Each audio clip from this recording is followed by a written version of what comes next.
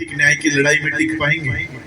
हमारे ही लोग 100 रुपए के लिए, 200 रुपए के लिए किसी और का झंडा अपने कंधों पे लेकर पूरे गांव में घूमते रहते हैं, पूरे गांव।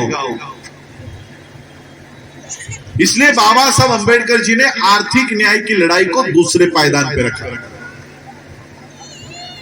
और इसलिए इस सामाजिक और आर्थिक न्याय की लड़ाई को हम फिर से जिंदा कर रहे हैं और फिर से इसको रिवाइव कर रहे हैं। 1923 में बाबा साहब अंबेडकर जी ने प्रॉब्लम ऑफ रूपी नाम का ग्रंथ लिखा। उनके पढ़ाई का थीसिस था।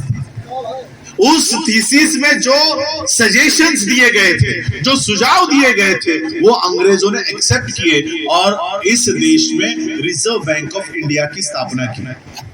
और उस रिजर्व बैंक ऑफ इंडिया के माध्यम से इस पूरे भारत में कि जो धर्म ग्रंथ जाति व्यवस्था को बढ़ावा देते हैं, ऐसे धर्म ग्रंथों को डायनामाइट से उड़ा देना चाहिए। ये उस समय बाबा साहब कहते हैं।